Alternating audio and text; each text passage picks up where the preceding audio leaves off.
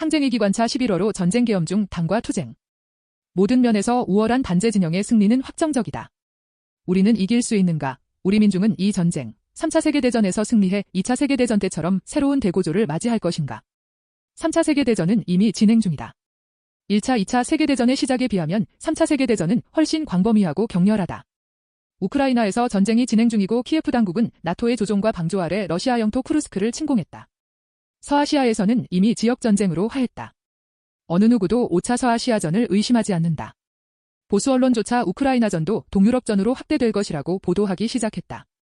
실제로 나토 전 사무총장은 언론에서 나토가 우크라이나에 제공한 미사일의 제한 해제에 찬성한다. 제공한 나라들이 결정할 문제다라고 말했고, 곧이어 유럽의회는 미사일 제한 조치 해제의 결의안을 채택했다. 3차 세계대전에서 이 두 개 전장은 이미 전쟁이 진행 중이고 동아시아 서태평양 전장의 군사적 긴장이 고조되고 있다. 전반 추세를 보건대 동아시아전 서태평양전은 시기 문제만 남은 상황이다. 모든 전쟁의 원인은 제국주의에 있다. 전쟁을 기획하고 도발하며 추동하는 원인은 제국주의고 그 대리인이자 앞잡이인 파시스트다. 제국주의는 신냉전 구도를 만들기 위해 이미 전쟁 중인 러시아와 이란만이 아니라 전쟁 중이지도 않은 중국과 조선을 신침략자의 축으로 규정하고 있으며 3차 세계대전을 일으켜 그 동력으로 삼으려 하고 있다. 아프리카와 라틴 아메리카에서도 제국주의 진영에 맞서는 반제 진영의 치열한 투쟁이 벌어지고 있지만 전면전을 포함하는 세계대전의 전장은 현재 동유럽 서아시아고 이후 동아시아 또는 이를 확대한 서태평양이 예견되고 있다. 3차 세계대전은 본질상 반제대전이고 그 주된 전장은 동유럽, 서아시아, 동아시아 또는 서태평양의 세 곳이다. 전쟁에서 승리하기 위해서는 명분 역량 작전에서 우월해야 한다. 전쟁의 명분 역량 작전은 각각 전략 전술의 목표 수단 방법에 해당한다. 전쟁 승리의 이대 요인은 사람, 즉 군인과 민중의 측면인 주체적 요인과 물질, 즉 무기와 재력의 측면인 객관적 요인이다. 여기서 결정적인 것은 주체적 요인이다. 2차 세계대전에서의 소련이나 코리아 전쟁에서의 조선, 베트남 전쟁에서의 베트남의 승리 요인들을 보면 이 이치는 분명하다. 이 주체적 객관적 측면을 다른 차원에서 분석하는 범주가 명분 역량 작전이다. 3차 세계대전에서 명분은 반제 진영에 있다. 반제 진영의 전쟁은 정의의 전쟁이고 제국주의 진영의 전쟁은 부정의 전쟁이다. 반제 진영은 반파시오 해방 통일의 대의를 갖고 있다. 반제 진영은 이 목표를 갖고 싸운다. 반제 진영의 군대와 민중이 무비의 용감성과 지략을 발휘할 수 있는 원천은 바로 정치사상적 우월성에 있다. 그런 의미에서 전쟁의 성격을 보면 우크라이나전은 반제반파시오전 해방전 예방전이고 서아시아전은 반제반시온전 해방전이고 대만전은 반제전 민족해방전 조국통일전이고 한국전은 반파시오 반제전 평정전 내전이다. 3대 전장 속 개별 전쟁들의 공통점은 반제 해방전이다. 여기서 반파시오 해방 통일이 정의라는 것은 심지어 제국주의 국가의 양심적 지식인들도 인정하지 않을 수 없이 명백하다. 제국주의 진영의 주력 국가인 미국, 영국은 2차 세계대전에서 반파시오 진영의 일원이 돼 파시오 진영과 싸운 역사가 있고 프랑스는 파시오 독일에 점령해서 해방된 역사가 있다. 전쟁에서 정의의 편이 언제나 이기는 것은 아니나 역사적인 큰 흐름을 넘어 군대와 민중의 열의를 결정적으로 촉진하며 전쟁의 승패를 결정짓는 주요 요인 중 하나임에는 틀림이 없다. 정의가 승리하려면 힘이 있어야 한다. 반제 진영은 힘이 있다. 반제 진영의 역량은 과학적 혁명 전략에 의해 주도 역량과 보조 역량으로 나뉜다. 주도 역량은 2차 세계대전처럼 국가적 역량으로 설명할 수 있는데 조선, 중국, 러시아, 이란의 사국이다. 앞에 3대 주력 국가의 공통점은 모두 수소탄과 극초음속 미사일까지 무장한 핵미사일 최강국이라는 데 있다. 조선이 대륙간 탄도미사일 장착용 소형 수소탄 시험에 성공했다고 공식 발표한 것은 2017년이니 수소탄 자체의 개발 완성은 훨씬 이전으로 봐야 한다. 조선은 다양한 전략형과 전술형의 극초음속 미사일을 개발해 실전에 배비하고 있다. 미국의 전략군 사령관조차 조선의 미사일 개발 속도가 너무 빠르다고 비명을 지르는 상황이다. 중국의 빠른 핵미사일 발전 속도에 대해서는 굳이 설명할 필요가 없을 것이다. 러시아는 세계가 공인하는 핵미사일 최강국이니 마찬가지다. 조선은 여기에 가장 철저한 사회주의 국가라는 중요한 특징을 갖고 있다. 이는 반제 진영의 최후 승리 이후 세계가 나아갈 방향을 규정하는 데서 매우 중요하다. 중국은 중국 특색의 사회주의 국가로서 경제력과 외교력에서 돋보인다. 러시아는 사회주의 유산 국가로서 반제 진영 내의 많은 국가들이 반제 무장력을 강화하는 데서 특별한 기여를 하고 있다. 구체적으로 현재 정세 초점이 되고 있는 이란에 대한 군사적 지원만이 아니라 사헬 지역의 여러 나라들이 프랑스 제국주의 군대, 미제국주의 군대를 몰아내는 데서 중요한 역할을 했다. 3차 세계대전이 극단화되면 핵전쟁으로 발전할 수밖에 없는데 이때 제국주의의 핵공격을 막아내는 반제 진영의 핵전쟁 억제력은 무엇보다 중요하다. 이 점에서 전술핵이 투여될 가능성이 높은 3차 세계대전에서 3대 주력 국가의 특별한 역할이 있다. 이란도 미사일 강국이다. 이란과 뜻을 함께하는 저항이 축은 서아시아 전장에서 반제 반시온 무장 투쟁을 강력히 전개하고 있다. 이란 등 저항이 축은 사회주의 국가나 사회주의 유산국은 아니지만 제국주의와 시온주의 세력에 맞서 사활적인 무장투쟁을 벌이고 있는 대표적인 반제 세력 중 하나다. 아프리카의 사헬 지역을 비롯해 곳곳에서 치열한 반제 무장 및 대중투쟁을 전개하고 있다. 라틴 아메리카도 서아시아처럼 전면적이거나 아프리카처럼 지역적이지는 않지만 총포성만 없을 뿐 본질상 반제 전쟁을 전개 중이다. 반제 무장 투쟁이 일국적 범위에서 벌어지거나 지역적 범위에서 벌어지더라도 전면적이지는 않아서 3차 세계대전의 3대 전장에 속하지 않고 그래서 주도적 역할을 수행하지 않지만 반제 투쟁의 주류 형태인 무장 투쟁이 전개되고 있는 측면은 주목해야 한다. 한마디로 반제 보조 역량은 세계 반제 대중 투쟁 역량이다. 여기에는 3대 전장에서 미사일 등을 동원하며 반제 무장 투쟁을 사활적으로 전개하는 주력 국가 역량을 뺀 나머지 모든 세력이 포함된다. 이는 세계 인구와 자연자원의 절대 다수를 차지하는 압도적 역량이다. 이러한 반제 주도 역량과 반제 보조 역량은 반제운동 역사에서 가장 강력한 역량이며 그 단결력도 가장 높은 수준에 이르렀다. 가령 금년 푸틴 대통령이 조선을 방문해 김정은 위원장과 직접 체결한 6.19 조로조약은 조로조약 역사에서도 가장 강력할 뿐 아니라 미한 상호방위조약, 미일 상호방위조약, 나토 조약과도 비교할 수 없이 강력하다. 3대 전장은 물론이고 그 외 전 세계의 반제 세력의 단결력은 제국주의 진영의 군사 침략과 경제 봉쇄의 선전 왜곡이 심화될수록 계속 강화되고 있다.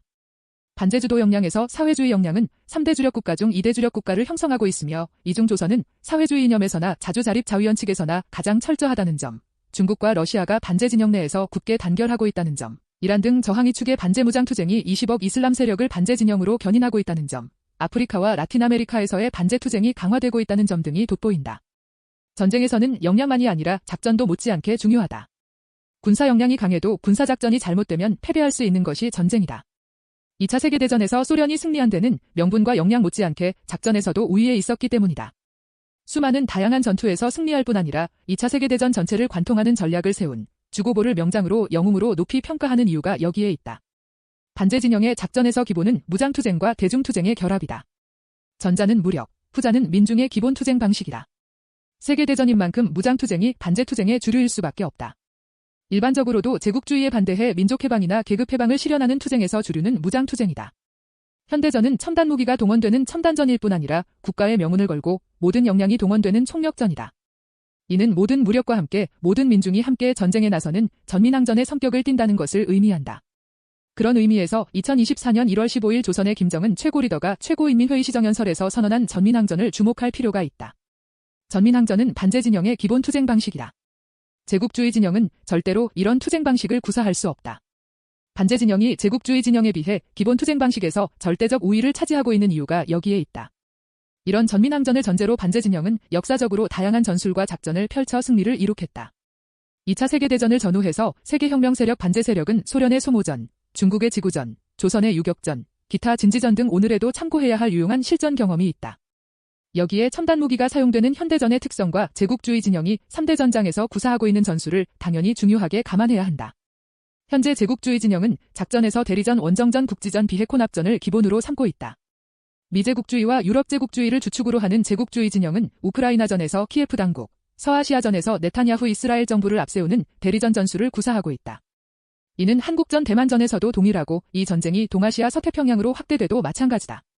즉, 제국주의의 주도 역량인 미국과 서유럽은 직접적으로 나서지 않고 멀리서 지원하는 식이다.